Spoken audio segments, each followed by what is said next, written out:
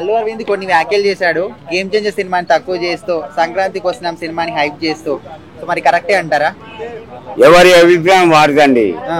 నీకు ఇష్టం ఉన్నోనికి దండేసి దండం పెడతావు, నాకు ఇష్టం లేని నేను విమర్శిస్తా. ఎవరి అభిప్రాయం వాడిది. నెక్స్ట్ అంటే గేమ్ చేంజర్ సినిమా బాగలేదంట, అది ఫెయిల్ అండి.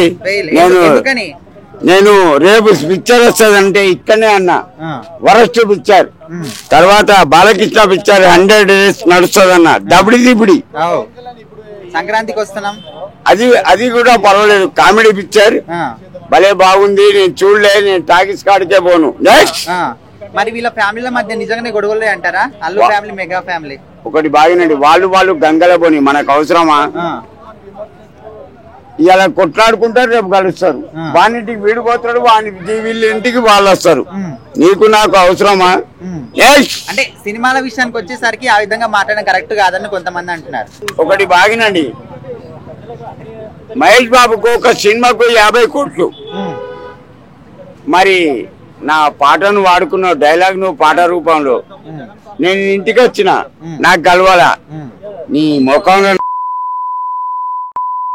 అడిగినావు ఎవరిదే? మహేష్ బాబు ఫ్యాన్స్ ఇరుగా తీస్తా. ఇక్కడ కుర్చీ తాత అంటారా, కుర్చీ తాత నన్ను అడిగినావురా?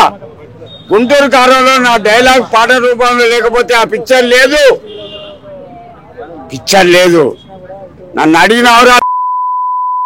నువ్వు కృష్ణ కొడుకు కావచ్చు, తొక్కుతా. ఏమనుకున్నావు? కుర్చీ తాత ఒక్కసారి నాకు కనబడు. మహేష్ బాబు చెంపలు కోస్తా, బ్లేడ్ అందుకొని చెంపలు కోస్తా. నా బాంబర్తులకే భయపడేది ముగ్గురికి. నువ్వేంటారా? నేను 100 రూపాయలు ఇస్తే బతికే కొడుకు. ఎవడ్రా మహేష్ బాబు?